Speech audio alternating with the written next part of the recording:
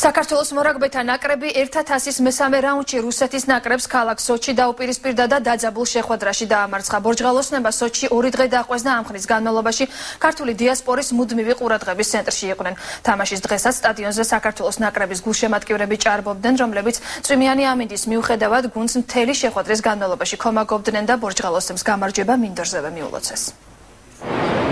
საქართველოს ნაკრებს გეგმების შეცვლა სოჩში ჩასვლისთანავე მოუწია. თბილისიდან სოჩის აეროპორტში ჩაფრენას უფრო ნაკლები დრო დასჭირდა, ვიდრე გადატვირთულ ქუჩებში აეროპორტიდან სასტუმრომდე ავტობუსით მგზავრობას. ამიტომ მწვრთნელებმა გადაწყვიტეს ბიჭების სტადიონზე ხანგრძლივი მოგზაურობით აღარ გადაეღალათ და ეგრეთ წოდებული კაპიტნის ვარჯიში ბულვარში ვარჯიშ გასეირნებით ჩაანაცვლეს. ზღვის პირამოთელობა საკმაოდ სახალისო გამოდგა, მაგრამ ერთი საფიქრალიც გააჩინა. არასრულფასოვანი ვარჯიში ხომ არ ავნებს მატჩის შედეგს. ზუსტად ანალოგიური მოხდა შაშანაც, გაუთვალისწინებლად დავკარგეთ დრო და ვერ ჩავატარეთ კაპიტნის ვარჯიშს და მოგესალმებათ შაშანაც ჩვენიერი გამარჯვება ვიზერვით, ასე რომ ფიქრობ, რომ წელსაც ანალოგიურს გავემეორებთ. სამწუხაროდ სინოპტიკოსები არ შეცდნენ და თამაშის დღე წვიმიანი გამოდგა. რუსეთთან საქართველოს ნაკრებს უარეს პირობებშიც უთამაშია, ამიტომ ამას დიდად არავინ შეუშინებია. აღელვება უფრო მატჩის ხასიათმა გამოიწვია. საქართველოს ნაკრებმა მეტოქეს ბურთი დაუთმო და ხშირი და ხანგრძლივი შეტევების უფლება მისცა. თუმცა მასპინძლებმა ვერც ეს უპირატესობა შეირგეს და ვერც ის საჯარიმო დარტყმები, რომლებიც ბორჯღალოსნებმა უხვად აჩუქეს. მოკლედ პირველმა ტაიმმა გულშემატკივრები ცოტა შეგვაშინა, მილტონ ჰეიგი კი აშკარად გააბრაზა. ახალზელანდიელი მსაჯის სასტვენს არ ძალოდებია, ისე გაემართა გასახდელისკენ. ჩვენ კი ინტერესით გავაყოლეთ თვალი. ეტარ ასეთ ყვის ბიჭებს. ბიჭებს უთხარი, რომ თუ სურდათ ბოლო 18 წლის განმავლობაში პირველები ყოფილიყვნენ, ვინც რუსეთთან წააგებდა, ეს მათი ნება იყო. თუ არა და მოუწოდე მოედანზე გასულიყვნენ და უკეთ ებრძოლათ.